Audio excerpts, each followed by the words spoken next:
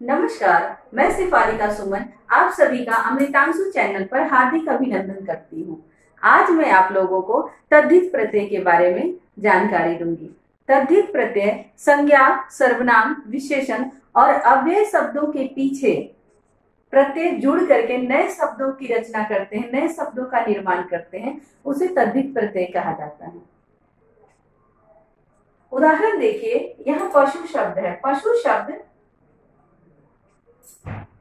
संज्ञा शब्द है और जातिवाचक संज्ञा शब्द है।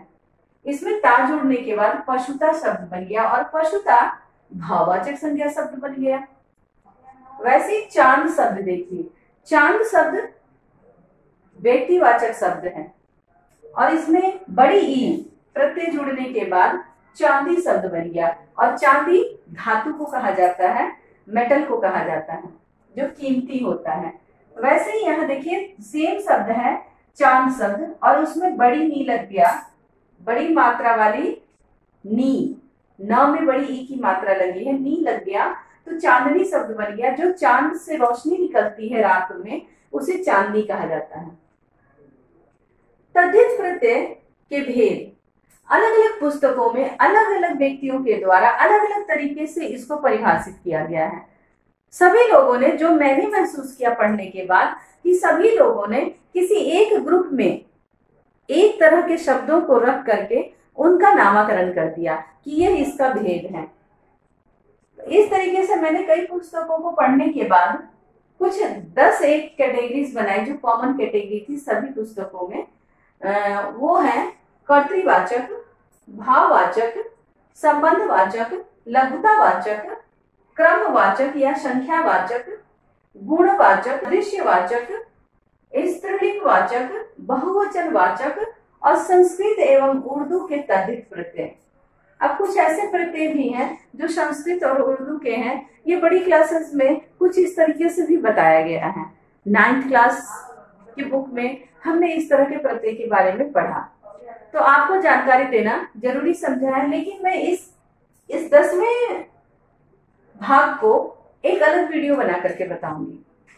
फिलहाल मैं इस 9 भेद के बारे में आपको जानकारी दूंगी। जैसा कि आप सबको नाम से ही विदित हो रहा होगा, कर्तृवाचक यानी काम करने वाला व्यक्ति। आप यहाँ देखिए कर्तृवाचक तद्धित प्रत्यय के बारे में मैंने क्या लिखा है कि कर्ता का बोध कराने वाले प्रत्यय कर्तृवाचक तद्धित प्रत्यय कहलाते हैं।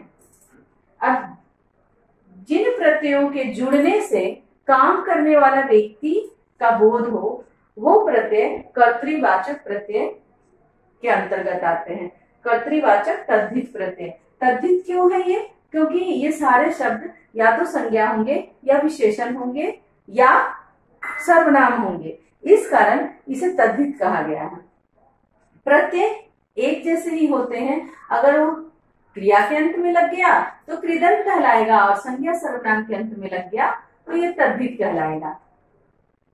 यह उदाहरण देखिए, बड़ी ई और बड़ी सुख शब्द में जुड़ने के बाद सुखी, तेल शब्द में जुड़ने के बाद तेली, एरा सांप शब्द में जुड़ने के बाद सपेरा और अंधा शब्द में जुड़ने के बाद अंधेरा। वाला प्रत्यय फल के साथ जुड़ने के बाद फल वाला और सब्जी के साथ जुड़ने के बाद सब्जी वाला बन गया। वैसे ही यहाँ देखिए वान प्रत्यय है। धन के साथ जुड़ने के बाद धनवान, गाड़ी के साथ जुड़ने के बाद गाड़ीवान शब्द बना। कार प्रत्यय कथा के साथ जुड़ने के बाद कथाकार, कला के साथ जुड़ने के बाद कलाकार, रचना के साथ जुड़ने के बाद रचनाकार। इस तरह बहुत सारे शब्द बन सकते हैं। क प्रत्यय को देखिए, पाठ के साथ जुड़ने के बाद पाठक, लेख के साथ जुड़ने के बाद लेखक। इस तरह आपने देखा कि ये जितने भी नए शब्द बने हैं ये सभी के सभी काम करने वाले व्यक्ति का बोध कराते हैं। गाड़ीवान, धनवान, कलाकार, कथाकार, गीतकार, संगीतकार, ये सभी काम करने वाले व्यक्ति का ही बोध कराते हैं। इसीलिए ये जितने भी शब्द बने हैं ये सभी कर्तृवाचक तद्धित प्रत्यय कहलाएंगे। तद्धित इसलिए कहलाएंगे क्योंकि ये संज्ञा और विशेषण शब्दों के साथ जुड़ा है। इसमें सर्वनाम शब्द का उदाहरण नहीं है। सर्वनाम शब्दों के साथ भी जब प्रत्यय जुड़ता है तो नए शब्दों की रचना होती है। तो अब आप देखिए दूसरा भेद है भाववाचक तद्धित प्रत्यय। भाववाचक तद्धित प्रत्यय में भाव का बोध कराने वाले प्रत्यय होते हैं। जो प्रत्यय भाव का बोध कराता है, भाव क्या होता है? जिसे हम देख नहीं सकते, सुन नहीं सकते, सिर्फ महसूस करते हैं, वो भाव कहलाता है। तो जिन प्रत्ययों के जुड़ने से भाववाचक शब्दों का निर्माण होता है, वे प्रत्यय भाववाचक तद्धित प्रत्यय के अंतर्गत आते हैं। अब आप यहाँ देखिए पन प्रत्यय है। पीला शब्द में जुड़ने के बाद पीलापन, बालक शब्द में जुड़ने के बाद बालकपन। वैसे ही आपा प्रत्यय है। आपा मोटा शब्द के साथ जब जुड़ा, मोटा क्या हुआ? विशेषण शब्द है और संज्ञा शब्द भी होगा। मोटा के साथ जुड़ने के बाद मोटापा, बूढ़ा के साथ जुड़ने के बाद बुढ़ापा। वैसे ही आप देखिए आहट शब्द है। कड़वा के साथ जुड़ने के बाद कड़वाहट, चिकना के साथ जुड़ने के बाद चिकनाहट। तो इस तरह आपने देखा कि जब ये प्रत्यय जो स्वतंत्र रूप से अपना कोई अस्तित्व नहीं रखते, स्वतंत्र रूप से इनका कोई अर्थ नहीं होता है, लेकिन जब ये किसी शब्द के साथ जुड़ जाते हैं तब ये अर्थपूर्ण हो जाते हैं और जिस शब्दों के साथ जुड़ते हैं उन शब्दों का भी अर्थ बदल जाता है। अब यहाँ आप देखिए ता। ता शब्द का कोई अर्थ नहीं है, स्वतंत्र रूप से इसका कोई अस्तित्व ही नहीं है, लेकिन जब यही ता प्रभु शब्द के साथ जुड़ता है तो प्रभुता, लघु शब्द के साथ जुड़ता है तो लघुता, मानव शब्द के साथ जुड़ता है तो मानवता। वैसे ही नी शब्द को देखिए, चांद के साथ जुड़ा चांदनी, मत के साथ जुड़ा मथनी, नथ के साथ जुड़ा नथनी। औती शब्द, मान के साथ जुड़ा मनौती, बाप शब्द के साथ जुड़ा बपौती, काट शब्द के साथ जुड़ा कठौती। वैसे ही यहाँ देखिए आस, मीठा शब्द के साथ जब जुड़ता है तो मिठास, खट्टा शब्द के साथ जुड़ता है तो खटास। अब आपने देखा कि जब नए शब्द बनते हैं और उनमें जो प्रत्यय जुड़ते हैं उनके आधार पर ही इनका वर्गीकरण किया गया है। अब ये जितने भी शब्द बने हैं ये सभी के सभी शब्द भाव की अभिव्यक्ति करते हैं, इसीलिए इसे भाववाचक तद्धित प्रत्यय के अंतर्गत रखा गया है। तो आइए संबंधवाचक के विषय में आपको जानकारी देती हूँ। संबंधवाचक तद्धित प्रत्यय में संबंध का बोध कराने का काम करता है। शब्दांश वही होते हैं, लेकिन जब ये किसी शब्द के साथ जुड़ता है और संबंध बताता है तब ये संबंधवाचक तद्धित प्रत्यय के अंतर्गत आ जाता है। अब आप ध्यान दीजिए, यहाँ पे हाल प्रत्यय है जो नानी शब्द के साथ जुड़ा है तो ननिहाल बन गया। जब ये दादी शब्द के साथ जुड़ा है तो ददी हाल बन गया। अब एरा प्रत्यय है, चाचा शब्द के साथ जुड़ा तो चचेरा, मामा शब्द के साथ जुड़ा तो ममेरा। आल शब्द है, ससुर शब्द के साथ जुड़ा तो ससुराल बना। अब आप यहाँ देखिए ये सभी के सभी रिश्ते बताते हैं, संबंध बताते हैं। वैसे ही आप ई प्रत्यय को देखिए, ई प्रत्यय जो है सो पंजाब शब्द के साथ जुड़ा है तो पंजाबी, बिहार के साथ जुड़ा है तो बिहारी। अब ये पंजाबी और बिहारी क्या हुए? यह भी रिश्ता बताने का काम कर रहा है। इक प्रत्यय इतिहास के साथ जुड़ा तो ऐतिहासिक, भूगोल के साथ जुड़ा तो भौगोलिक। तो इस तरह आपने देखा कि संबंध बताने का काम करने की वजह से इन प्रत्ययों को संबंधवाचक प्रत्यय के अंतर्गत रखा गया। अगर आपको याद हो तो भाववाचक तद्धित प्रत्यय के अंतर्गत भी पढ़ा है और एरा प्रत्यय भी पढ़ा है।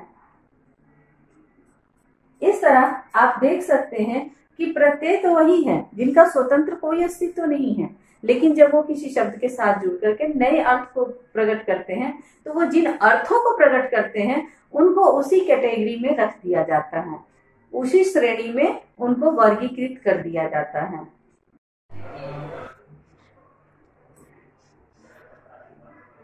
तो अब आप देखिए चौथा भेद, लघुतावाचक तद्धित प्रत्यय। लघु का अर्थ होता है छोटी, लघु अर्थात छोटी वस्तु।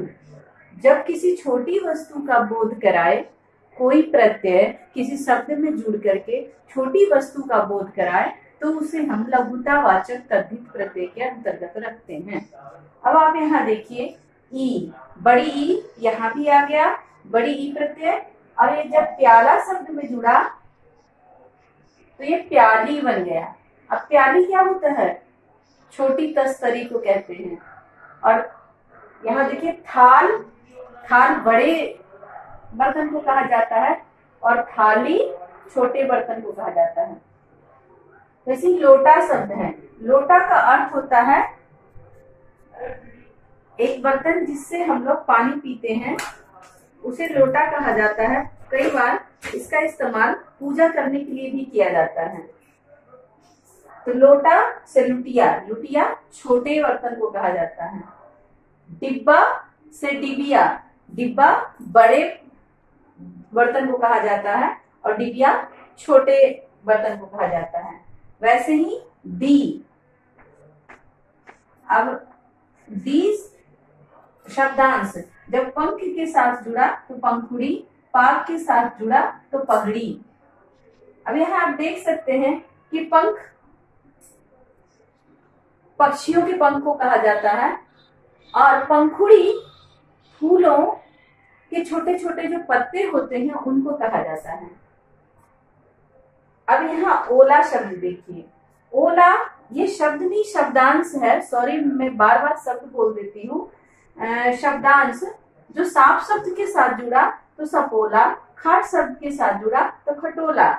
अब सांप बड़ा होता है और सपोला उसके बच्चे को कहा जाता है, सांप के बच्चे को सपोला कहा जाता है। और खटोला, सॉरी यहाँ खाट शब्द आएगा,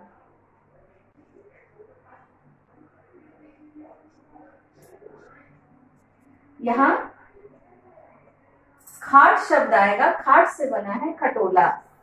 री शब्द है तो जब छाता के साथ जुड़ा, सॉरी री शब्दांश ही है, जब ये छाता के साथ जुड़ा तो छतरी और कोठा के साथ जुड़ा तो कोठरी।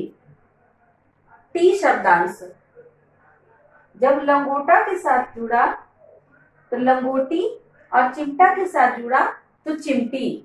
यहाँ पर अगर ध्यान दिया जाए तो ये टी नहीं है बल्कि ई प्रत्यय ही है। अगर आप थोड़ा ध्यान देंगे तो ये टी नहीं बल्कि ई प्रत्यय है। लंगोटा लंगोटी, चिमटा चिमटी। तो ये जो है बड़ी ई का ही मात्रा लगा है और इनसे ये छोटे अर्थबोध कराने वाले शब्द बन गए हैं। तो आपने यहां भी देखा कि जब शब्दांश किसी शब्द के साथ जुड़ने के बाद जिस तरह का वो अर्थ प्रदान करता है, जिस प्रकार का वो अर्थ प्रदान करता है, उनको उसी कैटेगरी में रख दिया गया है। अब यहाँ भी आप देखिए कि मैंने ई यहाँ भी लिखा और यहाँ भी लिखा। इन दोनों शब्दों का बड़ा अर्थ होता है, बड़े बर्तन से सेंस होता है, तो यहाँ पे इनका छोटे से सेंस हुआ। यहाँ लंगोट बड़ा होता है, लंगोटा लंगोट होता है, सॉरी लंगोट। और चिमटा, चिमटा पकड़ने वाली चीजों को कहा जाता है, उससे हम किसी भी चीज को पकड़ते हैं। तो इस तरह आप देखते हैं कि लघुतावाचक क्यों नाम दिया गया, क्योंकि जब इसमें शब्दांश जुड़ते हैं, संज्ञा और विशेषण शब्दों में जब कोई शब्दांश जुड़ते हैं तो वो एक नया अर्थ देते हैं और वह अर्थ होता है छोटे के संबंध में। वो छोटा अर्थ प्रदान करते हैं, किसी भी चीज का छोटा रूप बना देते हैं, इसीलिए इनको लघुतावाचक तद्धित प्रत्यय कहा गया है।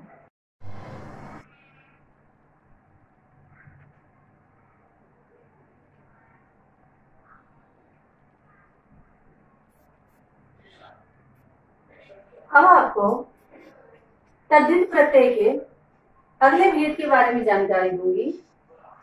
पांचवा भेद है क्रमवाचक, गणनावाचक या संख्यावाचक। आप इसे क्रमवाचक कहिए, गणनावाचक कहिए या संख्यावाचक कहिए, अलग अलग व्यक्तियों ने अलग अलग तरीके से इसका नामकरण किया है। क्रम यानी कि सीरियल, गणना गिनती करना, संख्या नंबर बताना। इस तरीके से क्रमवाचक, गणनावाचक या संख्यावाचक तद्धित प्रत्यय में संख्या का बोध कराने वाले शब्दों को संख्यावाचक तद्धित प्रत्यय कहते हैं, या गणनावाचक तद्धित प्रत्यय कहते हैं, या फिर क्रमवाचक तद्धित प्रत्यय कहते हैं। अब आप देखिए, यहाँ एक प्रत्यय लिखा हुआ है, शब्दांश है, एक शब्दांश है वा। जब ये 10 संख्या 10 में जुड़ता है तो ये 10वां बन जाता है, ये क्रम बन जाता है, सीरियल बन जाता है। 20 20वां। वैसे ही हरा, अब एक शब्द में जुड़ा तो इकहरा, 2 शब्द में जुड़ा तो दोहरा। यहां आपने देखा कि जब किसी शब्द में कोई शब्दांश जुड़ता है और वो संख्यावाची शब्द का निर्माण करता है, तब हम उसे गणनावाचक, क्रमवाचक या फिर संख्यावाचक तद्धित प्रत्यय की संज्ञा देते हैं, उसका नामकरण करते हैं। अब आप छठा भेद देखिए। छठा भेद है गुणवाचक तद्धित प्रत्यय। गुण किसी भी वस्तु के दोष और गुण, रंग, रूप, आकार बताने वाले शब्दों को कहते हैं। तो गुण का बोध कराने वाले शब्द गुणवाचक तद्धित प्रत्यय कहलाता है। यहाँ आप कुछ प्रत्ययों को देखिए। आ प्रत्यय, अब ठंड शब्द में जुड़ने के बाद ये ठंडा, ठंडा।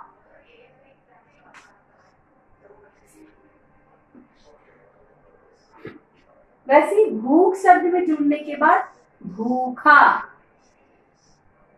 बड़ी ई प्रत्यय, अब आप देखिए बड़ी ई प्रत्यय गुणवाचक तद्धित प्रत्यय के अंतर्गत भी आ गया। क्रोध शब्द में जुड़ने के बाद क्रोधी, भार शब्द में जुड़ने के बाद भारी। इस तरह से ये गुण बताने वाले शब्द बन रहे हैं। वान प्रत्यय, गुण शब्द में जब ये जुड़ा तो गुणवान, धन शब्द में जब जुड़ा तो धनवान शब्द बन गया। वैसे ही य प्रत्यय, भारत शब्द में जुड़ने के बाद भारतीय, रमण शब्द में जुड़ने के बाद रमणीय, इन शब्दों का निर्माण करता है। और ये सभी शब्द गुण बताते हैं, किसी भी व्यक्ति का, वस्तु का, स्थान का या प्राणी का, ये गुण बताने का कार्य करते हैं। इसीलिए इसे गुणवाचक प्रत्यय के अंतर्गत रखा गया। अगला भेद देखिए, सादृश्यवाचक तद्धित प्रत्यय। सादृश्यवाचक तद्धित प्रत्यय को समतावाचक, समता का बोध यानी समानता का बोध कराने के कारण इसे समतावाचक तद्धित प्रत्यय के अंतर्गत रखा गया। अब आप इसके कुछ उदाहरण देखिए। सा प्रत्यय, यह शब्दांश सा है, जो लाल शब्द में जुड़ने के बाद लालसा, लालसा, लाल जैसा। हरा, तो सोना शब्द में जुड़ने के बाद सुनहरा। अब यहाँ हरा है तो हरा सा।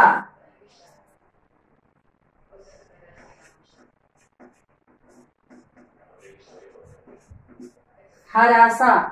वैसे ही कोई व्यक्ति अगर किसी से मिलता जुलता है तो ये किसकी तरह दिखते हैं, अगर ऐसा भी बताना हो तो हम बोलेंगे ये माधुरी जैसी दिखती हैं। माधुरी कौन है? एक अभिनेत्री हैं। वैसे ही किसी की लंबाई अगर किसी से मिलती है, अरे ये तो अमिताभ जैसे लंबे हैं। अगर किसी का मोटापा मिलता है तो ये तो अमजद खान की तरह दिखते हैं। तो ये जो समानता दिखाने का काम करता है, जो भी शब्द हो, जैसा है, सा है, हरा है, ये सारे शब्दांश जब किसी शब्द के साथ जुड़ जाते हैं और ये समानता या सादृश्य बताने का काम करते हैं, तब हम इसे समतावाचक तद्धित प्रत्यय कहते हैं।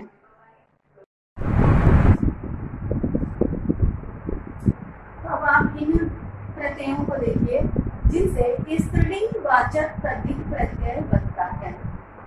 स्त्रीलिंग वाचक तद्धित प्रत्यय अपने नाम से ही अपने काम का परिचय दे रहा है। पुल्लिंग से स्त्रीलिंग बनाने वाले प्रत्यय को स्त्रीलिंग वाचक तद्धित प्रत्यय कहते हैं। जो शब्दांश किसी शब्द में जुड़कर पुल्लिंग से स्त्रीलिंग शब्द का निर्माण करता है, वैसे शब्दांशों को स्त्रीलिंग वाचक तद्धित प्रत्यय के अंतर्गत रखा गया है। इन प्रत्ययों के जुड़ने से पुल्लिंग से स्त्रीलिंग शब्द का निर्माण हो जाता है। अब आप यहाँ देखिए ई प्रत्यय। मैं बार बार आपका ध्यान ई प्रत्यय की तरफ आकर्षित करवाती हूँ। ये शब्दांश जो है ये प्रत्यय भेद के अंतर्गत आया है, और आप देखिए इस ई प्रत्यय से जिस तरह के शब्दों का निर्माण होता है वही उस शब्द का भेद कहलाने लगता है। जैसे बेटा शब्द में जुड़ने के बाद बेटी बन जाता है, मामा शब्द में जुड़ने के बाद मामी, चाचा चाची, नाना नानी, दादा दादी। इस तरह आप देख सकते हैं कि ई प्रत्यय किसी शब्द में जुड़ करके पुल्लिंग शब्दों में जुड़ करके स्त्रीलिंग शब्दों का निर्माण कर देता है। और दूसरा शब्दांश देखिए आ। जब ये वृद्ध शब्द में जुड़ा तो वृद्धा, छात्र शब्द में जुड़ा तो छात्रा। ऐसे बहुत सारे शब्द बन सकते हैं, और इन शब्दों से स्त्रीलिंग शब्दों का निर्माण हो जाता है। आइन प्रत्यय पंडित में जुड़ा पंडिताइन। वैसे ही इन प्रत्यय है, जब ये धोबी में जुड़ा तो धोबिन, माली में जुड़ा तो मालिन। इस तरह ये इन प्रत्यय इन शब्दों में जुड़ने के बाद स्त्रीलिंग शब्दों का निर्माण करता है। आनी प्रत्यय जेठ शब्द में जुड़ने के बाद जेठानी, सेठ शब्द में जुड़ने के बाद सेठानी शब्द का निर्माण करता है। नी प्रत्यय मोर शब्द में जुड़ने के बाद मोरनी, शेर शब्द में जुड़ने के बाद शेरनी शब्द का निर्माण करता है। तो यहाँ भी देखिए इन शब्दों में जुड़ने के बाद ये स्त्रीलिंग शब्दों का निर्माण किया है। इका नायक नायिका, गायक गायिका। इका प्रत्यय जब नायक शब्द में जुड़ा, जब गायक शब्द में जुड़ा तो स्त्रीलिंग शब्दों का निर्माण हुआ नायिका और गायिका। इया प्रत्यय चूहा शब्द में जुड़ने के बाद चूहिया, बूढ़ा शब्द में जुड़ने के बाद बुढ़िया। ऐसे बहुत सारे शब्द हैं जो इन शब्दांशों के साथ जब जुड़ते हैं तो स्त्रीलिंग शब्दों का निर्माण करते हैं। आइए अब आखिरी में बहुवचन वाचक तद्धित प्रत्यय के बारे में जानकारी हासिल करते हैं। ये प्रत्यय एक वचन से बहुवचन में बदलने वाले प्रत्यय होते हैं। किसी भी संज्ञा शब्द को जो एक गणना में एक होता है उनको अनेक बनाने का काम करता है। ऐसे शब्दांशों के बारे में जानकारी हासिल करते हैं। ये है ए। जब ए प्रत्यय लड़का शब्द में जुड़ा तो लड़के, छाता शब्द में जुड़ा तो छाते, बच्चा शब्द में जुड़ता है तो बच्चे, कमरा शब्द में जुड़ता है तो कमरे, केला शब्द में जुड़ता है तो केले। इस तरह से ए प्रत्यय ए शब्दांश किसी भी संज्ञा शब्द या विशेषण शब्द के साथ जुड़ करके बहुवचन के रूप में परिवर्तित हो जाता है। जब कोई शब्द बहुवचन के रूप में परिवर्तित होता है तब हम उसे बहुवचन वाचक तद्धित प्रत्यय कहते हैं। वैसे ही ए माला शब्द में जुड़ा तो मालाएं, छात्रा शब्द में जुड़ा तो छात्राएं, बालक शब्द में जुड़ा तो बालिकाएं। अब आ प्रत्यय चुलिया शब्द जुड़िया, जुड़ गया चुइया। गुड़िया शब्द जुड़ गया गुड़िया। ऐसे बहुत से शब्दों का निर्माण होता है और जब बहुवचन शब्द बनते हैं तब वो बहुवचनवाचक तद्धित प्रत्यय कहलाते हैं।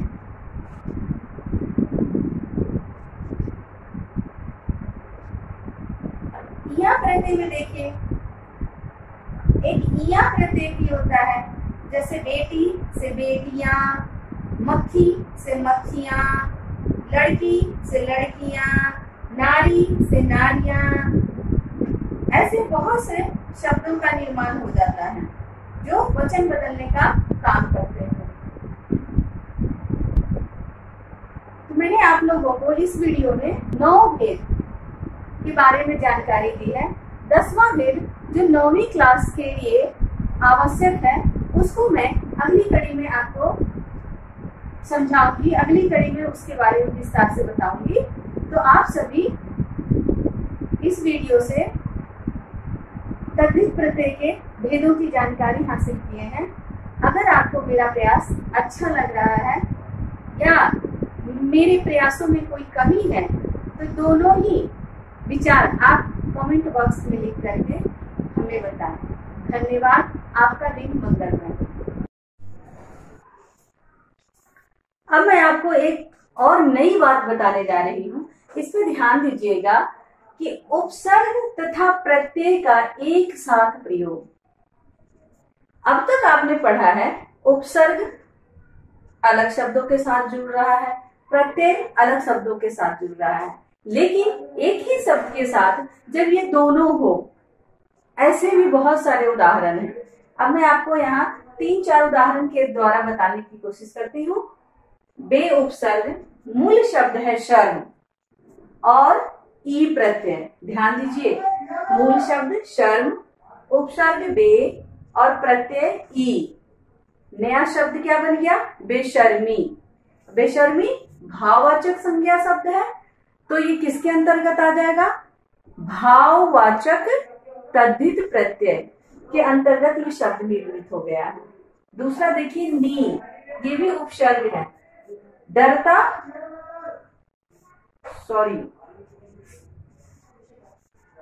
डर शब्द के साथ जुड़ा है, ता प्रत्यय है, तो नया शब्द क्या बन गया? निडरता।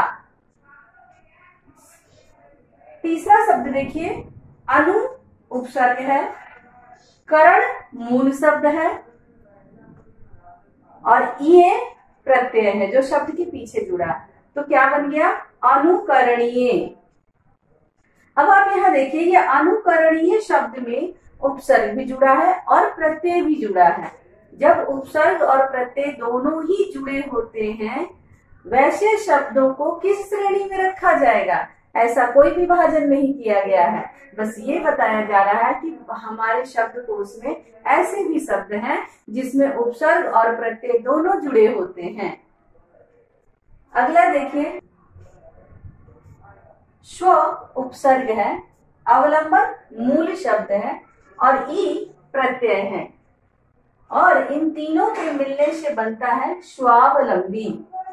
स्वावलंबी यानी जो आत्मनिर्भर होता है। उप उपसर्ग है, कार मूल शब्द है और ई प्रत्यय है, तो कौन सा शब्द बन गया? उपकारी। शब्द क्या बना? उपकारी। ऐसे ही बहुत सारे शब्द हैं जिनका उदाहरण आपको मैं दे सकती हूँ। यहाँ आप देख ही रहे हैं, मैंने 5 शब्दों का उदाहरण दिया। मूल शब्द शर्म, डर, करण, अवलंब और कार। उपसर्ग जुड़ा बे, नी, अनु, स्व और और प्रत्यय जुड़ा ई, ता, इय, ई और ई। नए जो शब्द निर्मित हुए वो शब्द हैं बेशर्मी, निडरता, अनुकरणीय, स्वावलंबी और अपकारी। इसी तरह और भी बहुत सारे शब्द हैं, जैसे स्वल्पता, स्व, अल्प और ता। स्व उपसर्ग, अल्प मूल शब्द और ता प्रत्यय। वैसे ही निर्दयी, नी उपसर्ग, दया मूल शब्द और ई प्रत्यय, तो इससे बन गया निर्दयी। अगला शब्द देखिए, बद उपसर्ग, नसीब मूल शब्द और ई प्रत्यय, तो बदनसीबी। धन्यवाद। आपका दिन मंगलमय हो।